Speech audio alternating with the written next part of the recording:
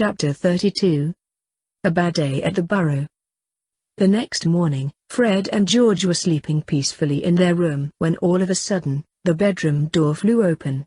The twins sat bolt upright in their beds and watched through bleary eyes as Ron stormed in and began to tear the room apart. "Ron? What?" George began, but he was cut off sharply as Ron whirled around and snarled at them. "Give it back, you tosspots!" he shouted. "I know you have it." "Have what?" Fred asked, casting his little brother a confused glance, as Ron stomped over and snatched the pillows off their beds. Ron ignored them as he checked all around their beds, but when he didn't find what he was looking for, he glared at them. "You know fully well what?" he yelled. "My diary is missing, and I know you two took it. So where is it?" Upon hearing that, the twins scrambled to untangle themselves from their covers and jumped out of their beds with wide eyes. "Gone?" they both asked together. "Yes, gone," Ron snapped. "I always leave it under my pillow at night, and this morning I woke up and it was gone. I searched my room but it wasn't there, so that only leaves you two. Now where is it?" he bellowed. At that moment, Molly and Arthur appeared in the doorway, looking slightly disheveled from being woken up by all the shouting. Molly gave her sons a disapproving glare, but Arthur cast a nervous glance at his youngest son. "What is all this shouting?" Molly demanded. "Those two stole my diary," Ron shouted. "No, we didn't. We don't care about some diary of his," Fred shouted back, although internally he was starting to panic. "Did you two take his diary?" Molly questioned, giving the twins a stern glare. "No, Mum, honest. We didn't," George exclaimed, shaking his head as he stood beside his bed and tried to refrain from letting his own worrying be known. "What's going on?" a sleepy, quiet female voice asked from behind the two parents. They all looked over to see Jenny and Percy standing there looking at the scene in confusion. "Someone has stolen my diary," an agitated Ron said, banging his fist into his other hand. "And I want it back. Now, I don't know who took it, but if they don't give it to me now, I will rip this house apart," he screamed, glaring at his family. "Now you listen to me, young man," Molly shouted. "I will not tolerate you taking that tone of voice with me. You will calm down, and go to your room this minute." "Fine, but if I don't get it back today, you will all be sorry," he yelled, as he stormed up the stairs and slammed his bedroom door. Everyone present let out a breath that they had seemingly been holding. Arthur nervously looked around at his completely confused children and fuming wife, and shook his head. He knew Albus said it would be bad, but he didn't expect this bad. The first thing the twins wanted to do was contact Salazar, but their mother ushered them all downstairs so that she could make sure that they ate breakfast. The topic of conversation, though, was Ron. Molly once again asked them if they had taken Ron's diary, but everyone denied it. Ginny said it was probably somewhere in that pigsty of a room and he just hadn't found it yet. The twins were careful of their actions and glances, lest their mother get suspicious and think that they had anything to do with the missing book. After breakfast, they had to do their chores, and the twins did them as fast as they could before retreating to their room again. Ginny wanted to come in and talk to them about Ron, but they tried to get rid of her as quickly and quietly as they could without arousing anyone's suspicion. Ron had only come down from his own room long enough to eat whatever was left over from breakfast, glare at his family, and make more threats about ripping the house apart, before stalking back upstairs and slamming his door again. When the twins finally had a moment to themselves, Fred quickly reached into the bag that he had brought home for the holidays and pulled out the mirror. "Sirius Black," he whispered frantically. It took a few minutes, but Salazar finally appeared in the mirror. He took one look at their faces and quickly became concerned. "What's wrong?" he asked, scanning their faces for any hint of what may have happened. "The diary is gone, and Ron is in a very bad mood. He is threatening to rip the house apart in order to find it. He said that he always puts it under his pillow, but he woke up this morning and found it missing. He accused us of taking it, but we didn't," Fred said, glancing nervously at their bedroom door as Ron began another round of screaming threats at his family. "And before you ask, no one else took it. Not us, not Ginny, and not Percy. Ron has already searched our room, and his room, but he can't find it. It is gone," George stressed, as Molly began screaming back at her youngest son. "All right. I'm coming over, but I realize this may not be the best time for an official visit, so I will remain invisible. I'm at home with the mirror, but Sirius is at Merlin's because Merlin porked the Potters in for Christmas. I will go there and get him to apparat me to your house. Is there anywhere outside that we can meet?" "Yes, our dad has a shed that we can meet at. You can't miss it," Fred replied, and winced as a loud crash happened from somewhere above their heads. A loud female scream sounded throughout the burrow, followed by more screaming from Ron. George jumped up and ran to the bedroom door and threw it open. "Do you have it?" he heard Ron shout. "You better tell me, Ginny. Tell me right now." "I don't have it, Ron," a terrified Ginny exclaimed. George looked up the stairs in time to see Ron come charging out of her bedroom, and bear down on a trembling Ginny who was cowering in fear on the landing outside her door. "Tell me the truth," Ron bellowed, as he reached for her. George's eyes widened as Ron began choking his sister, but he raised his wand. "Relatio!" he yelled frantically, and a purple light erupted from the end of his wand and hit his brother in the side. Ron screamed and released her, but a split second later, another voice cried, "Stupefy!" Ron dropped like a stone and George looked up to see Percy standing on the landing above them. Ginny scurried away from her brother and curled up in a ball on the floor and began to cry. George hurried up the stairs, as Percy made his way down. Ginny, it's all right," George said, reaching for her. "You're okay now. Shhh. It's all right," he continued, as he gathered his sister in his arms. "Nice work, Percy," he said, looking at his brother, who was looking over the scene in shock. "You too, George," Percy replied somewhat despondently. "What happened here?" Molly cried as she hustled up the stairs. "I'm sorry, Mum," Percy said, looking on the verge of tears. "Ron was choking her. George got him with the revulsion jinx, but I stunned him." Normally they would have been scolded for underage magic, but considering the circumstances, Molly just nodded as she stared wide-eyed over the scene. "All right. Ginny, come with me, dear. It's all right now." George released her, and she shakily followed her mother down the stairs. Fred appeared at George's side, just as their father came running up the stairs towards them. "I'll take Ron up to his room and leave him there. You boys did well in protecting your sister." "Thank you," Arthur said. "What's wrong with him, Dad?" Percy said, as tears spilled down his cheeks. Arthur looked at him with pain in his eyes. He opened and closed his mouth several times, but nothing came out, and he just shook his head. "I don't know." "Don't even Dad," Fred said, cutting him off in a cold voice. "You know, as well as George and I do, that it is the Horcrux." Arthur's eyes widened as he stared at him. "How did? Who do you think it was that tipped Dumbledore off about the Horcrux? What did Dumbledore tell you? That he just figured this out all on his own? No. It was me, George, Harry, Professor Snape, Nicholas Flamel, Cordy, and the giant snake." "You know something, don't you, Dad?" Fred said, scowling at his father. I. "You have to tell us." "What do you know?" George asked in a pleading tone. Arthur sighed. "Dumbledore came last night and took the diary.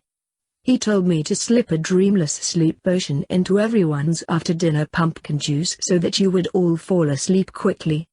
He searched Ron's room last night, found it, and took it away. Dumbledore said that Ron would likely be angry, but this I did not foresee. Fred swore under his breath and George glared at his father. And where is Dumbledore now? Leaving us to deal with Ron, that's where. You should not have allowed him to take the Horcrux away like that. I wanted it out of your brother's hands, Arthur exclaimed hoarsely. It was being handled, Fred hissed. What is? Percy asked. Percy, it's hard to explain. Please just trust us. We can't say a whole lot about it, but please. George said, but Percy cut him off. Wait, Harry said something last year about Horcruxes. I remember. In the Great Hall during Christmas holidays. Horcruxes are dark magic, and are created by murdering someone. How did Ron? It's Voldemort's, Arthur said with a sigh. And the diary has been influencing him all year, but I did what I thought was best for your brother. Trusting Dumbledore is the last thing you should have done, Fred whispered, scowling at his father. How did Ron get something like that? Percy asked in disbelief, and Fred, George, and Arthur sighed heavily. Lucius Malfoy gave it to him during our school shopping trip to Diagon Alley, Fred said, looking at his brother. Harry talked to the giant snake, with Dumbledore present, and Nicholas Flamel got involved when Harry asked Gordy to ask Nahum to go get him. What? Percy asked, utterly confused. Harry talked to the giant snake?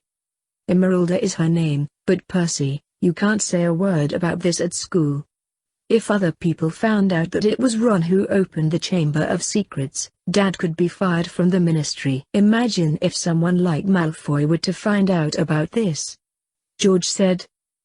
Harry said this could happen. Fred said, shaking his head. It should have waited until we got back to school. They were coming up with a plan to get the diary safely, he stressed, away from Ron. Taking it away like Dumbledore did is only going to cause more problems. Ron needed to give the diary up willingly. A strange voice behind them said. They all whipped around, but no one appeared to be there, until Salazar dropped the disillusionment charm. Please forgive us for coming inside. We were waiting by the shed, but you never showed. Is Sirius here? No, it's just us, Nicholas replied, also dropping his disillusionment charm. What happened? Mr. Flamel, he tried to choke Ginny. He's out of control. What do we do? Percy had to stun him. Fred exclaimed, pointing to the still unconscious Ron laying on the floor. I'm afraid there is nothing that we can do now, Nicholas said with a sigh. As I said, young Ron needed to give up the Horcrux willingly, thereby breaking the hold it has on him. However, this needs to be discussed in another location. Please take care of your son Mr. Weasley, and meet us out by your shed as soon as you can so that we can talk. Arthur nodded numbly, and levitated Ron up the stairs. Nicholas and Salazar once again disillusioned themselves and followed the twins and Percy down the stairs, and out the door. Molly was in the kitchen, busy making a still shaken-up Ginny a cup of lemon tea to help her throat, but they all passed by silently and headed out the door towards the shed. A few minutes later, Arthur came out the back door, and ushered them all into the little shed. Okay, we can talk in here. Molly knows I come in here to tinker with my mole things, and she never comes out here. Mum doesn't know about all this? Percy asked. Fred, George, Salazar, and Nicholas all looked at Arthur, who shook his head. No son, your mother had a fit when Dumbledore told us, so he had to obliviate her. Oh. Percy said, as his eyes widened in shock. How come you all don't look surprised, and what are you two doing here? Harry, who is this man? My name is Nicholas Flamel and I am a friend of Harry's and Sirius Black. Nicholas replied with a smile. And as I was saying earlier, Ron needed to give up the diary willingly. The Horcrux has a strong hold over him, and is bringing out the worst in your brother. Anger, in this case. The Horcrux has magnified Ron's anger to the point where it has taken a hold of him. Where is the diary? Salazar asked curiously. Dumbledore took it last night. Fred spat. Salazar resisted the urge to blow up the little shed, but Nicholas cursed loudly. That meddlesome man. My guess is he didn't tell you we was planning this, or we could have prevented it, Salazar said with a scowl. Obviously, Nicholas said through gritted teeth. I thought I was doing what was best for Ron. Dumbledore said everything would be fine after Ron calmed down. Arthur said nervously. No one blames you for that, Mr. Weasley, but I'm afraid it was the wrong choice to make. We were going to take it out of his hands when we returned to school. Ron needed to be made aware of who it was inside the diary, and we were hoping that when that happened, he would willingly give it up, seeing as he would be scared of it by that point. Salazar said. Voldemort's soul is using Ron's anger to influence him and gain a hold over Ron, and it's working. Ron has been writing in the diary for well over 3 months, but what we didn't know until a week before the holidays, was that the diary has been writing back to him. It's giving him answers to his tests, homework, and schoolwork, and because of that, it keeps Ron coming back to it. Ron has poured all his anger, all his woes if you will into this diary, and that piece of Voldemort's soul has taken a hold of your son. Anger is one of the strongest negative forms of emotion, second only to hate, and I'm sure that he has poured his hatred for me into it as well, which has only made the hold Voldemort has on him even stronger. The diary is not simply influencing your son, Mr. Weasley, it's also absorbing Ron's soul to make the Horcrux itself stronger. If this situation had not been discovered, we believe that Voldemort would have returned to full form. Nicholas added. In other words, the diary was slowly preforming a Dementor's kiss on him, for lack of a better explanation. Salazar said, and Arthur's eyes, along with Percy's, widened in shock. Ron thinks he has a friend, Dad. Fred said. Voldemort tricked him into believing that he is a Ravenclaw. But why? Arthur asked. And why didn't Dumbledore tell me any of this? Well, for one, because I haven't had a chance to tell him yet. Nicholas replied. My other friends and I have sat down and talked about this for the last few days, and those are the conclusions that we have come to. Also, even if Dumbledore knew all this, he likely wouldn't have told you because he only would have told you what he wants you to know. But to answer your other question, Dad, Voldemort told Ron he is a Ravenclaw because if he admitted that he was a Slytherin, Ron wouldn't have had anything to do with him. George said. Well, that makes sense. Arthur said, sighing heavily. So what do we do now, and is Ron going to be all right? What we need to do now is destroy the diary. After that your son will be fine and back to normal. Nicholas replied. In the meantime, we can try to explain to him that it was Voldemort's old diary from when he was in school, but in light of all that has happened today, he probably won't believe us. Unfortunately, Dumbledore has harmed the situation, more than he has helped. He finished with a sigh.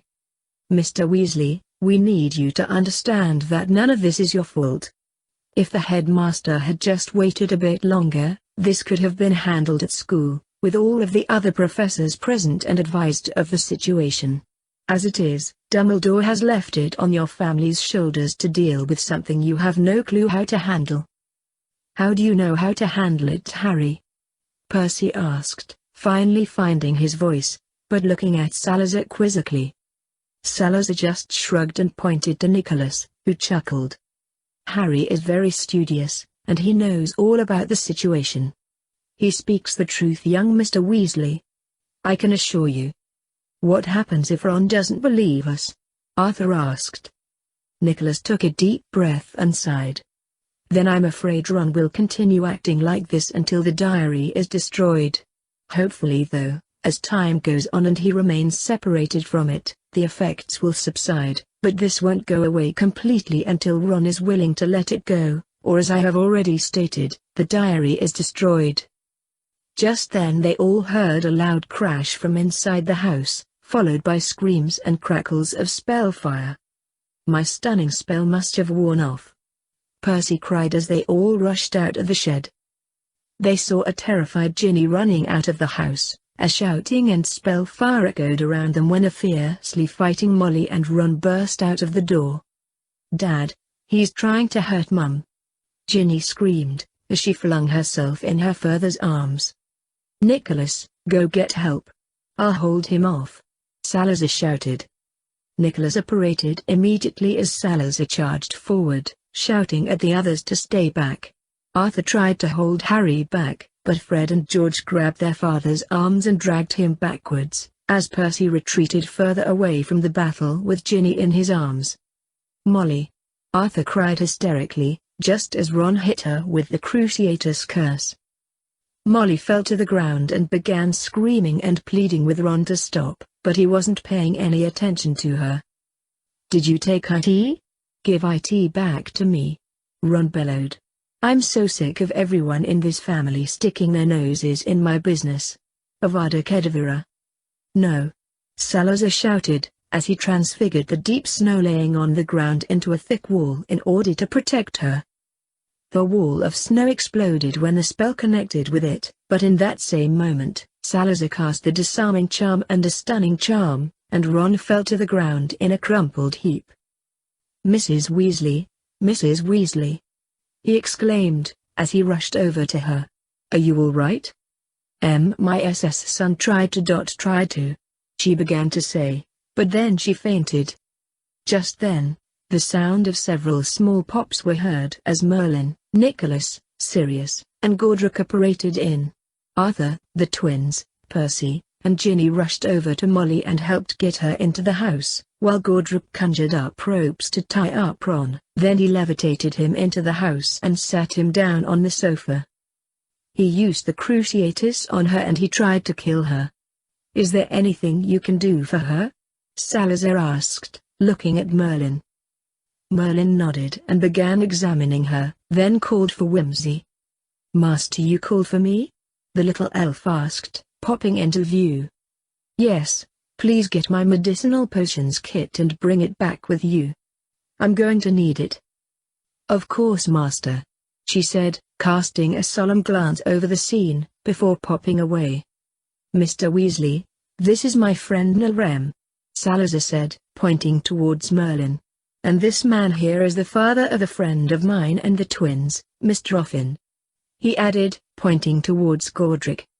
Arthur nodded numbly to each of them, as he sat in a nearby chair with Ginny curled up in his lap. The twins and Percy stood behind them, looking at everyone with worried expressions written all over their faces. Whimsy appeared, and began handing Merlin the things he would need out of the potions bag. "Mr. Weasley, may I use your flu? I need to contact Albus," Nicholas said. Arthur nodded again and Nicholas walked over to the fireplace, grabbed the flu powder, and stuck his head in the fireplace. He spoke with Albus for a minute before backing away. Then a moment later, Albus and a very concerned-looking Minerva stepped out. "Oh my goodness! Molly!" Minerva cried, rushing over to her. "Will she be all right?" she asked, looking at Merlin with concern in her eyes. Albus looked at Merlin with disdain, and cleared his throat. "Perhaps we should call for Poppy. I'm sure that I am an adequate healer, Mr. Dumbledore. I assure you," Merlin said in a cold tone, but then he turned to Minerva and spoke in a softer voice. "She will be all right. I'm fixing to bring her around in a few minutes when I'm done looking her over. She will need rest and a calming draft, I imagine," he said with a small sigh. "What exactly happened?" Albus asked, looking over the scene with curious glances. "What happened was that you jumped in blindly and decided to take care of this problem on your own," Nicholas growled. "How could you do this? Why didn't you tell me what you were planning to do? I would have told you it was a bad idea. The diary is not simply influencing Ron, it is sucking out his soul little by little, thereby making the Horcrux stronger. It has a very strong hold over the boy. You should not have taken it in the manner you did. By taking the Horcrux away like you did, Mr. Dumbledore, you have made the situation far worse than what it was," Merlin added. "You should have conferred with Nicholas about this." Albus glared at them. "I did what I thought was best," he said with a snarl. "You do not always know what is best," Salazar snapped. "Harry, I advise you stay out of this," Albus said, giving him a stern glare. "You do not know what is happening here." "I know more than you think." Ron needed to give the dairy up willingly. "Instead, you have ripped it away without a thought or care for the consequences or this family. They do not know how to deal with a situation like this, and you have left them to deal with your mess," Salazar shouted. "Do not take that tone with me, Harry," Albus said. "You are just a boy who saved Molly's life," Arthur said sharply, cutting off Albus as he glared at the man.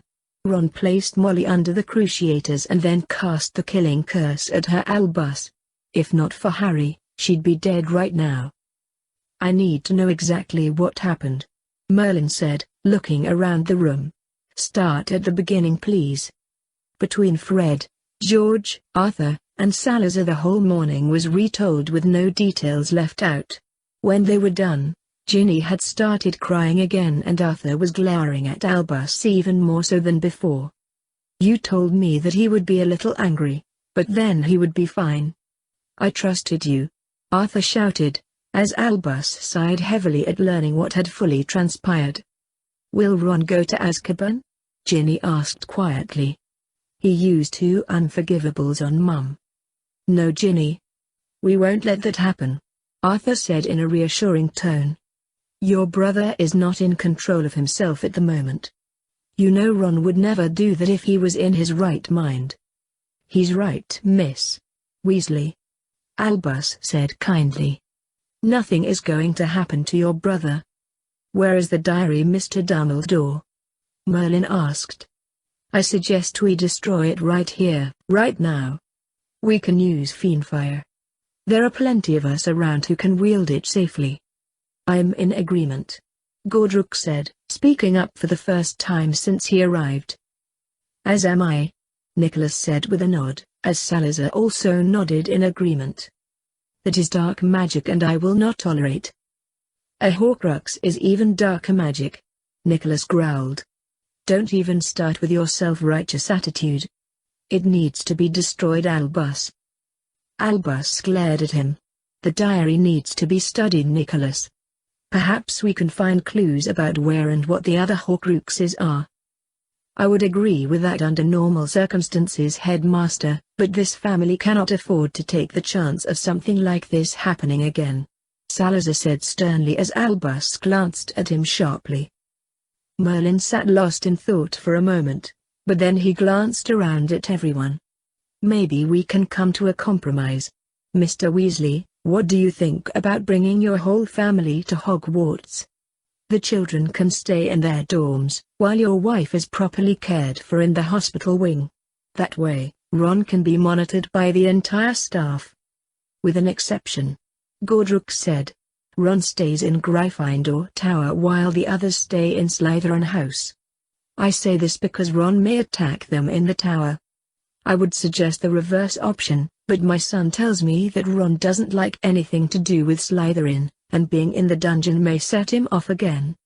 However, I'm sure if he stays in the tower the fat lady can let us know of Ron's comings and goings," he said, casting a knowing glance at Salazar. "I say we do that," Fred said. "It's just for a few more days until the rest get back from holiday. I don't have a problem staying in Slytherin House until then. Mr. Ruffin, will you let Gordy come back early?" "I think that can be arranged," Gordrook said with a grin. "Harry, do you want to go back to school to be with your friends?" Sirius asked, speaking for the first time. "If you don't mind, Sirius," Salazar answered with a smile. "Of course I don't," he said with a nod. "It would make me feel better if we did that," Ginny said quietly, as she cast a nervous glance in Ron's direction. "He might try to attack us in our sleep if we stay in Gryffindor Tower, but will we be safe in Slytherin House?" "Slytherin House will be the safest place in the castle, Ginny," George said, smiling at his sister. "Trust me. And staying at Hogwarts would allow us to properly defend ourselves, if we need to," Percy added, patting her on the shoulder. "Albus, I think we should allow this," I can inform the staff of what is happening with Mr. Weasley, while you, Mr. Flamel, and Nilrem began studying the Horcrux," Minerva said, covering Molly with a blanket in order to warm her up. "If you children are in agreement with this, then I think it's for the best," Arthur said. "You boys look after your sister while she stays in the dungeons." "We will, Dad," they all said in unison. "Albus?" Minerva asked, looking at him expectantly. "Very well," Albus said with a sigh. "I will inform Severus of the temporary arrangement." With that said, the children headed up the stairs to collect their belongings, while Merlin brought Molly around. Her eyes fluttered open, but due to the still lingering after effects of the cruciatus, she continued to tremble. "Is Ron all right?" she asked in a hoarse whisper. "For now he is stunned, Molly," Minerva said softly, as she helped her to stand. "Come with me, we are going to Hogwarts's hospital wing where Poppy will look after you. You need rest."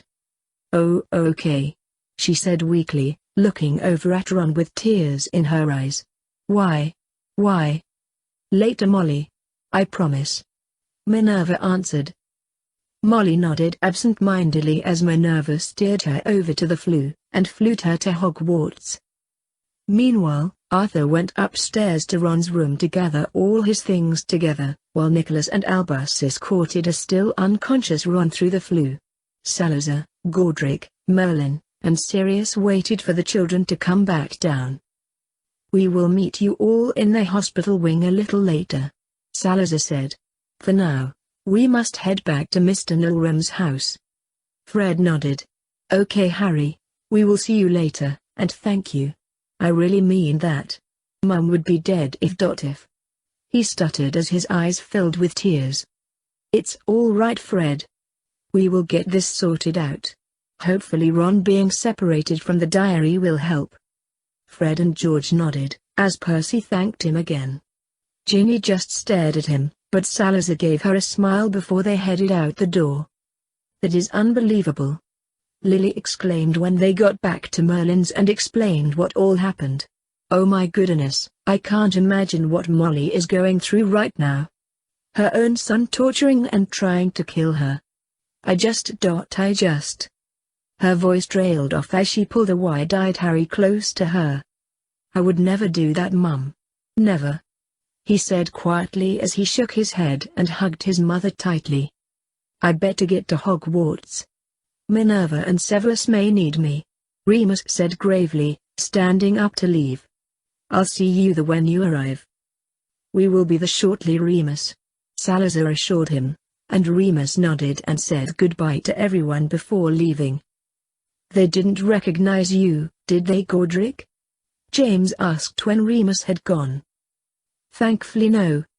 I managed to keep quiet for the most part and kept my head down. If there had been time to disguise myself, I would have," he answered. "We did pass him off as Gordy's further though," Salazar added. "But I'm afraid we must go as well. Harry, I'm so sorry. I know I promised you more stories about Hogwarts, but I'm afraid I must break that promise," Salazar said sadly, as he looked at him. "It's okay, Salazar. I understand that you and Godric have to go.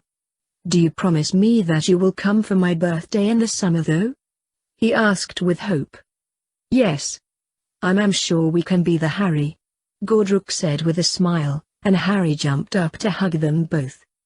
"I'll hold you to it," Harry grinned, as he looked up at Godric. Merlin smiled at them all. "You are free to stay here while I'm gone, but I'm sure I'll be back sometime later tonight. Choppy and Whimsy will see to whatever you need in the meantime." "I'll stay here. I don't really see the need for me to go. What could I do, other than annoy Remus?" Sirius said with a chuckle. Salazar smiled. "Possibly help Godric and the twins turn the Slytherin common room red and gold." "Oh, there's an idea. I'll run that by Fred and George."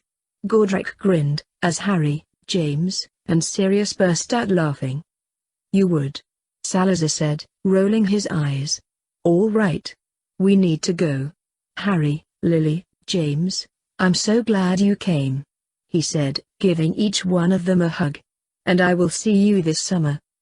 "Bye Salazar, we love you," Harry cried, giving him one last hug. "And we love you too, Grandpa." He grinned, also giving Godric a hug. Godric snorted. "Better Grandpa than old man or something else." "Well, it is true, you know," Harry said, looking up at him and laughing. "You may be a lot of grandpas in the past, but you're still my grandpa, and at least we know where the Potter's untamable hair comes from now." Godric and James burst out laughing. "Indeed," Godric said with his eyes shining brightly. "I love you, Harry, and if you wish to call me Grandpa, you can," he said softly, giving the lad another hug. "But I must go now." "All right. Bye you guys, I'll see you both this summer," Harry said, as Salazar and Godric grinned at him. They said goodbye to Lily, James, and Sirius, then apparated to Godric's home at Hogwarts. When they arrived at Hogwarts, Salazar, Godric, and Merlin got caught up on what was going on. Poppy had given Molly a dreamless sleep potion to help her rest, seeing as Merlin had already given her the proper potions she needed. She wasn't under the curse for very long, but that didn't mean she wasn't still having lingering effects. Minerva had spoken to the entire staff about everything, and everyone agreed that they would keep a close eye on him until the situation was handled and the diary had been destroyed. Ron had been revived by Poppy in hospital wing, along with everyone present in order to subdue him if need be, but he claimed to have no recollection of attacking his family that morning. This caused everyone to start worrying, and later, talk of Ron possibly being possessed was put forth, but no definite conclusion was made. Ron wasn't happy about staying in Gryffindor Tower by himself, and even less happy to know his siblings were staying in the dungeons. Albus, Nicholas, and Merlin had sat Ron down and explained what was happening and told him what the diary was. Unfortunately, Ron didn't believe a word they said, and he glared at Albus throughout the entire meeting when he learned that the headmaster was the one who took it. Later that evening in the Slytherin common room, Nicholas and Merlin told Salazar, Godric, and the Weasley children that they believed Ron may have been lying about not remembering the attack that morning. This greatly disturbed everyone and they were now at a loss on what to think. "Do you think he will try to attack us again?" Percy asked, looking at Nicholas with concern. "Even when the other students come back?" Nicholas sighed heavily and looked back and forth between Salazar, Merlin, and Godric. "I don't know," he answered truthfully, giving Percy an apologetic look. "I don't think he will," Godric answered. "How do you figure?" Merlin asked, looking at Godric curiously. "What we need to do is assume that he is being possessed on a minor level," Godric replied. "The diary has a hold on Ron, that much we do know, but Ron claims to have no memory of what happened this morning. However, based on what you two have said, his attitude suggested otherwise when you all sat him down and told him what was going on. If he is being possessed by Voldemort, otherwise known as a 15-year-old Tom Riddle in this case, he is not likely to outright attack anyone because he knows he's being watched." "But why Gordy?" Fred asked. "He dangerous. It's Voldemort for crying out loud." "Because of Albus?" Salazar said suddenly. "Albus is the only one Voldemort is afraid of. He knows Albus has the Horcrux. And his next move is going to be trying to get it back," Merlin said. "Exactly," Salazar said. "But what about my brother?" Percy asked with a hint of anger in his voice. "Percy, Ron is going to be all right," Salazar assured him. "If he truly is being possessed, I think it may come and go. In other words, sometimes he is Ron, and other times he is a 15-year-old Tom Riddle. Ron won't be acting like this all the time. It's just right now, he is angry, and because of that, the influence that the diary has on him is strong right now. I think once he calms down and gets back into his everyday schedule, he will return to being his normal self." "But how is that possible?" Merlin asked. "Emeralda talked about a glowing light that enters Ron and allows him to do things he can't normally do," Godric said thoughtfully. What if that has something to do with it? Fred gasped. Do you think the glowing light is Voldemort's actual soul piece? No. Salazar said, shaking his head. A Horcrux doesn't flip-flop back and forth between two containers like that, but Godric, you may be right. I do think that the glowing light is what is giving Ron the power to do the things he is doing. Emeralda said that he could only speak Parseltongue when the glowing light entered his body. Ron would not have been able to cast the killing or cruciatus curses if that light wasn't in his body this morning. Yeah, but Emeralda said that the light only went into him when he was holding the diary. George said. But what if he doesn't need to hold the diary anymore? Salazar asked pointedly. There are all different kinds of ways a Horcrux can influence someone. Voldemort's soul is in the diary. Ron has been writing his angry thoughts and pouring his hatred of me into this thing for the better part of 3 months. Whatever spell Voldemort put on the diary has made it to where its influence could tether itself to Ron. But Speaker, it sounds to me that Carrot being separated from the diary won't work then. Nora said, looking down at him from the statue she was currently slithering around on. You may be right, my dear, Salazar said with a sigh.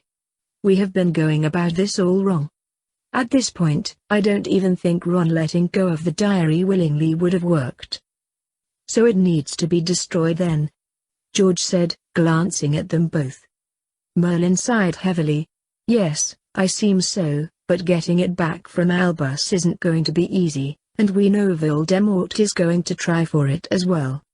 Nicholas, is there any chance that Albus will give you the diary? Godric asked. Nicholas scoffed. Not a chance. Then we need to steal it. George said firmly. Wait.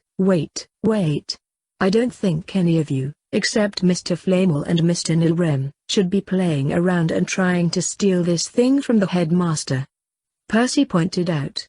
Who knows where he will be keeping it?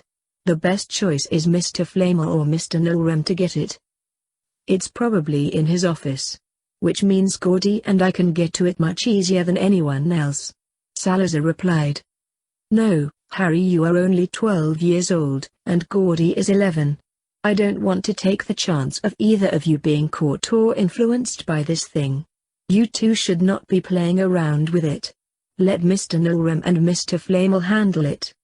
Percy said firmly. Salazar, tell them. Merlin said gently, motioning towards Ginny and Percy. I'll do to them what Perinell and I did to Fred and George last year. Perinell won't mind. Nicholas added. Tell us what? Percy asked curiously. Salazar sighed heavily, pinched the bridge of his nose, and shook his head, while Godric chuckled. It will be all right, he said, patting Salazar on the back. They need to know.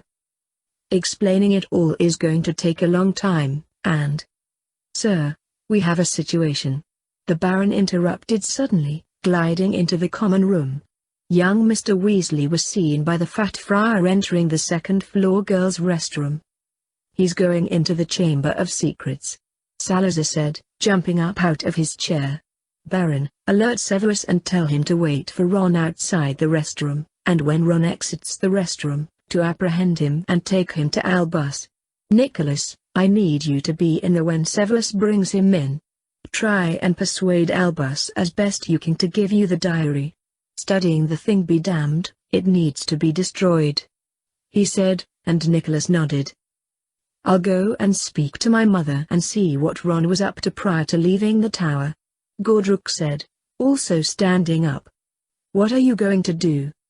I'll be waiting in the shortcut that leads from the dungeons to the second floor. Emeralda will need to pass by there in order to access the rest of the pipes in the school, Salazar answered. Fred, George, where is Albus, Poppy, Minerva, and Remus now? Merlin asked. Fred quickly reached into his pocket and pulled out the map, and began studying it. Dumbledore is making his way up the main staircase and it looks like he is heading to his office. Baron is talking to Snape, Ron is in the chamber right now, and Madame Pomfrey, McGonagall, and Lupin are in the hospital wing with Mum and Dad. All right. I'll go alert Minerva, Poppy, and Remus to the situation. Merlin said. Salazar, as soon as Emeralda tells you what Ron wanted, come and find me and we will go to Albus together. Nicholas, keep Ron and Albus in Albus's office as long as you can, so that when we get there, Salazar can let him know Emeralda has been set loose. Godric, as soon as your mother tells you what you need to know, let Minerva know what she said, then come back here and explain everything to these two poor confused children. He said, pointing at Percy and Ginny, who did indeed look very confused. Yes, sir. Godric said, smiling at Percy and Ginny. Everyone headed out the common room at that point, and Percy glared at Fred and George. What is going on here? He demanded. I'm sorry, Percy, but we can't say a thing about what just happened. Fred said, glancing at his older brother. Gordy will let you know everything. George added. I promise. Why was Mr. Nilrem calling Harry and Gordy, Salazar and Godric? Harry and Gordy only do that as a joke. Percy said. That is part of what Gordy will be explaining. Fred said with a sigh. Just then they heard an angry hiss above their heads and they all looked up to see Nora glaring at the common room door. This is the second time Speaker has left me behind to go talk to that shrew from the chamber. Perhaps I should bite him again to remind him of who I am. All Fred and George could do was try not to laugh. Hey guys, what's going on? Thank you so much for watching today's episode. If you guys want to watch more like it, please subscribe to my channel and become part of the video game fanfiction plot. And please leave a comment down below and hit that like button. If you guys have any suggestions on any stories you guys want me to read, don't hesitate. They're always welcome here in the video game fanfic plot. That also goes for video games. Until next time, goodbye!